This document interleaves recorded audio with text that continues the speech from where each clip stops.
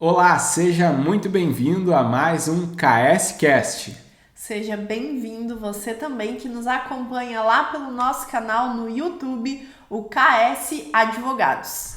O meu nome é Felipe Osmar Krieger E eu me chamo Rubiane Spengler e no KS Cast, edição desta sexta-feira, nós vamos acompanhar as principais notícias que movimentaram as áreas do direito do trabalho e do direito previdenciário.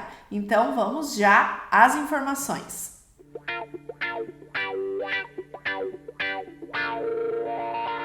e a notícia trabalhista dessa sexta-feira é de uma vendedora que comprovou que não praticou a concorrência desleal e reverteu então a justa causa que foi aplicada ao seu contrato de trabalho.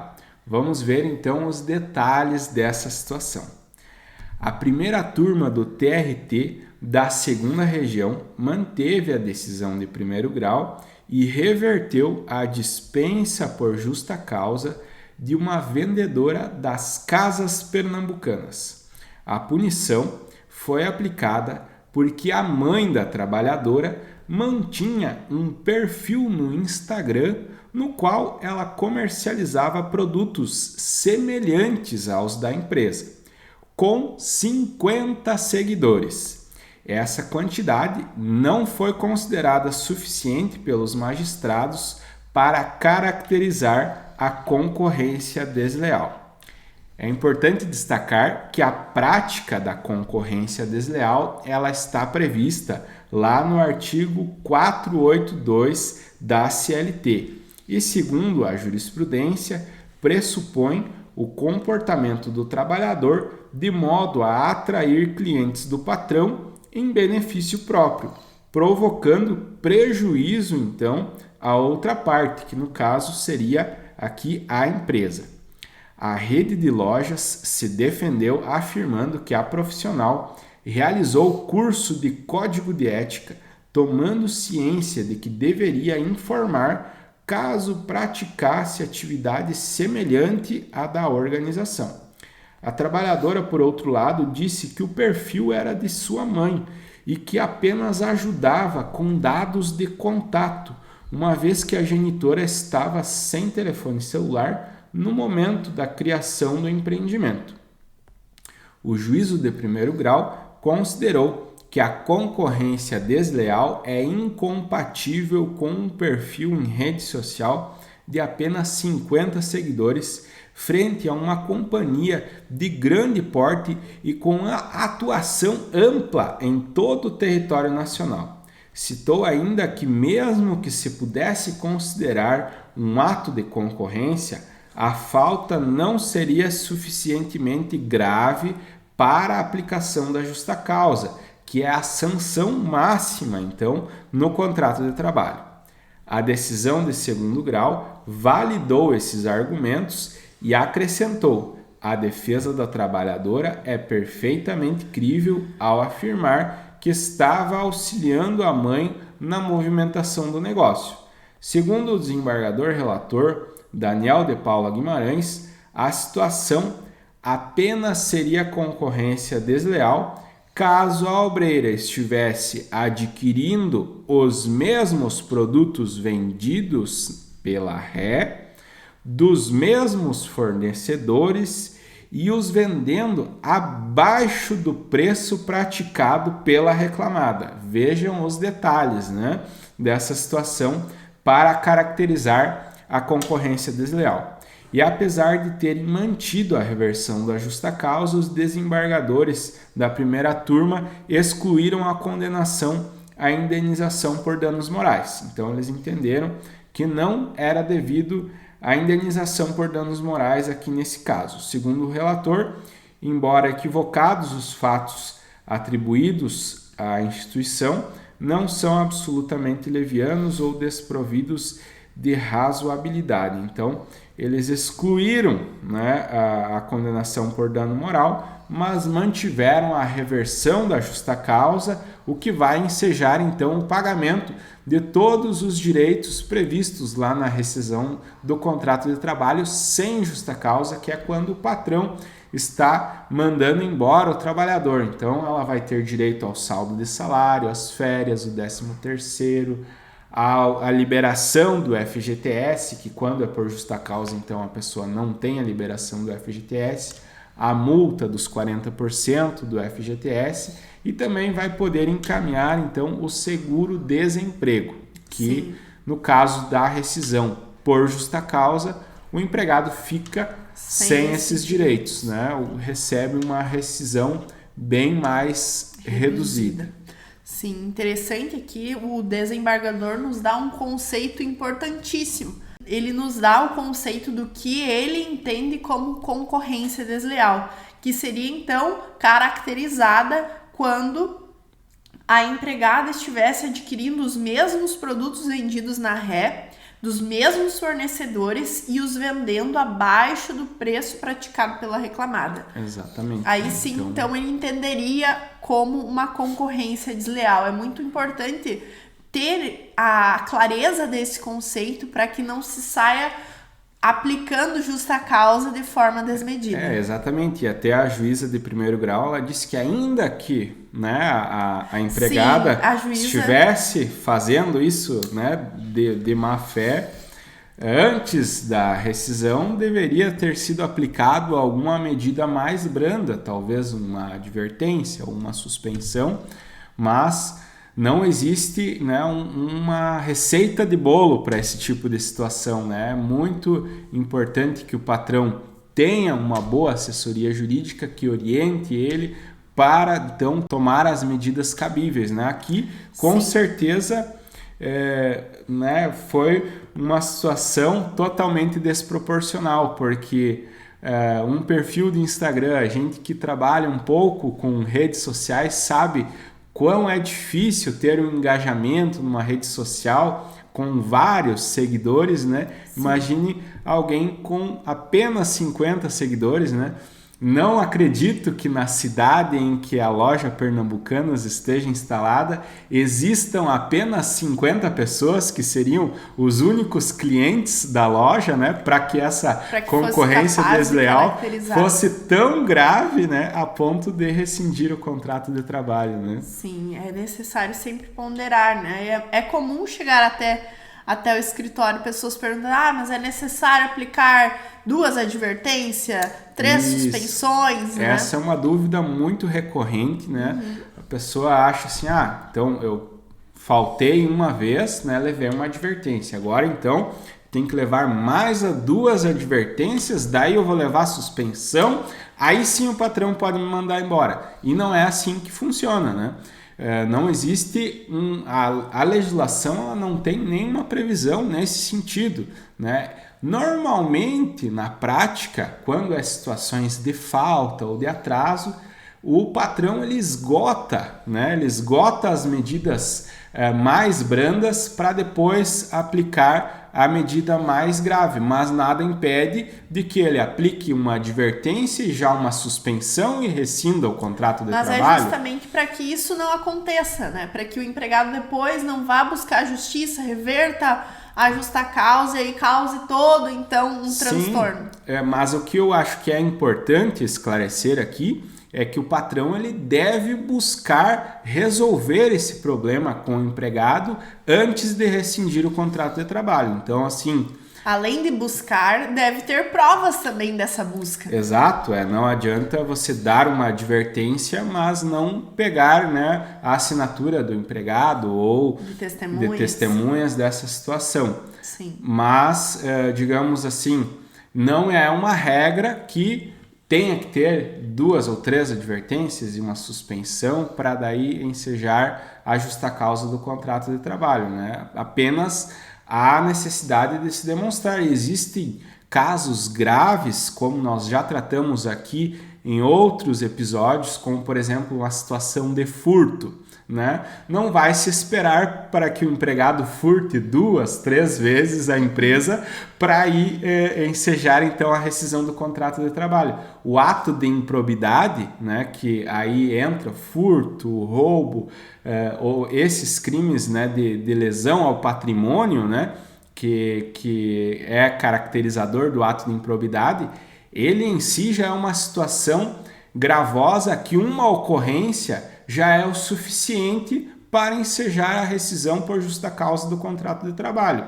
Mas é importante que também o empregador tome toda a cautela na condução dessa rescisão do contrato de trabalho.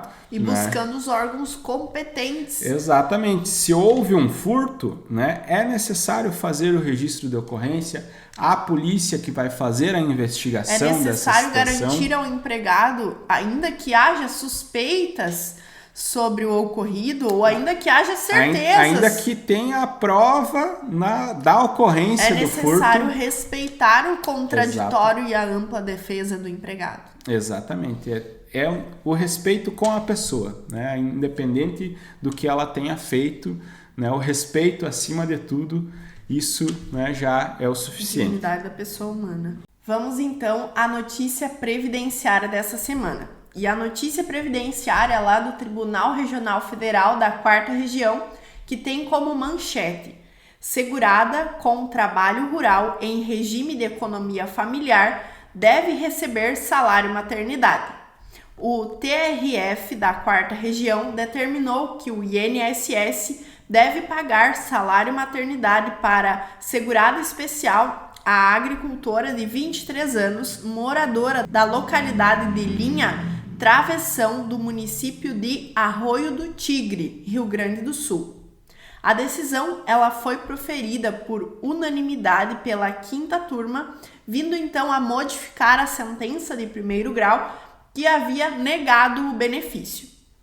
O colegiado entendeu que mesmo que o pai da mulher tenha tido trabalho urbano durante alguns meses, isso não descaracteriza a atividade rural em regime de economia familiar e nem a condição de segurada especial dela, que cumpriu os requisitos para requerer o benefício. A agricultora ajuizou a ação em 2018. Ela narrou que a filha nasceu em agosto de 2016. Mas o pedido para receber o salário maternidade foi indeferido na via administrativa. Então, ela fez o requerimento lá no INSS para pagamento do salário maternidade, mas o pedido foi indeferido. E o INSS alegou que a mulher não comprovou o trabalho agrícola em regime de economia familiar. Importante aqui a gente destacar que ela encaminhou em agosto de 2016 e entrou com a ação somente em julho de 2018. Sim. Provavelmente todo esse período ela achou que não teria direito ao benefício previdenciário somente após talvez ter ouvido alguma informação ou buscado uma orientação, que foi buscado então judicialmente a concessão desse benefício. Por isso que é importante nós estarmos acompanhando aqui as notícias, acompanhando as decisões, para ficarmos bem informados a respeito dos direitos dos segurados e dos trabalhadores. Com certeza. Então vamos aos detalhes desse caso, que talvez inclusive possa ter alguém que se identifique com a situação. Exatamente. E falando nisso, Sim. No processo, então, a autora, ela sustentou que sempre exerceu atividade laboral na agricultura e que teria a qualidade de segurada especial pelo regime geral de previdência social. Ela ainda afirmou que cumpriu o tempo de carência para o benefício, tendo trabalhado nos 10 meses anteriores ao nascimento da filha. E em primeira instância, o juízo da Vara Judicial da Comarca de Arroio do Tigre considerou e então deu a sentença de improcedente. Mas a mulher inconformada recorreu ao Tribunal Regional Federal da 4ª Região. E a 5ª turma da corte deu provimento ao recurso e reformou a sentença. Ao conceder o benefício, o relator desembargador Roger Rios explicou que, na certidão de nascimento da autora e de seus genitores, assim como na carteira de gestante da requerente, consta como profissão agricultores. Além disso, o fato de o pai da autora ter exercido a atividade urbana junto à indústria calçadista no período de julho a setembro de 2013 não descaracteriza a qualidade de segurado especial dela. Até porque foi por um curto período de tempo e anterior ao nascimento da filha desta, que ocorreu em 2016. O magistrado ressalvou que a atividade agrícola em regime de economia familiar foi comprovada. E em seu voto, ele destacou a jurisprudência do Tribunal Regional Federal da 4ª Região no sentido de que o exercício de atividade urbana por um membro do grupo familiar não é suficiente para descaracterizar automaticamente a condição de segurado especial de quem pleiteia benefício previdenciário. Sobretudo quando não existe demonstração de que os ganhos desse integrante da família com o trabalho urbano tornassem dispensáveis para o sustento do grupo a atividade rural da requerente.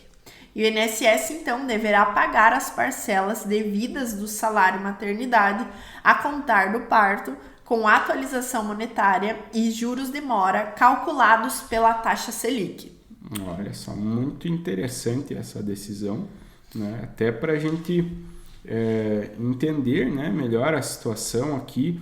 Sim, aqui ela provavelmente grávida, residia com os seus pais, né? E eles trabalhavam, então, em regime de economia familiar. Sim. E aí ficou caracterizado e comprovado que ainda que o pai dela tenha... Como pode? Eles buscaram uma situação que é de 3 anos antes, né, ao nascimento Sim. do filho, e foi por um curto período, julho, agosto, setembro.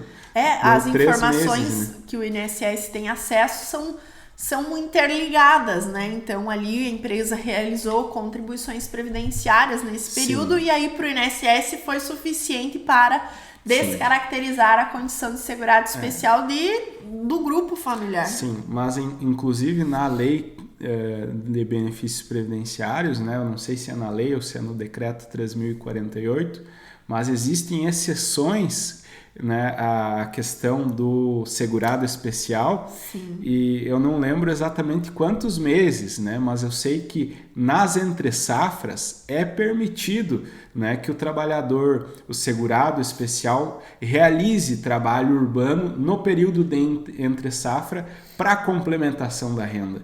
E aqui foi o que de fato aconteceu. Ele trabalhou julho, agosto, setembro, né, por um curto período, provavelmente uma entre-safra para complementação da renda, né, e isso não descaracteriza a condição dele de segurado especial, e ainda mais da filha, né, que estava provavelmente residindo lá na agricultura, estava se sustentando então da agricultura, né? Por isso que é muito importante sempre a gente estar acompanhando as decisões que estão sendo tomadas nesse sentido e ficar bem informado então de cada situação. E aqui no KSCast é isso que você vai encontrar, as principais notícias e informações sobre as áreas do direito do trabalho e do direito previdenciário, não é mesmo, doutora? Isso mesmo, por isso nos acompanhe nas nossas redes sociais. Nós estamos por aqui toda segunda e sexta-feira compartilhando conhecimento.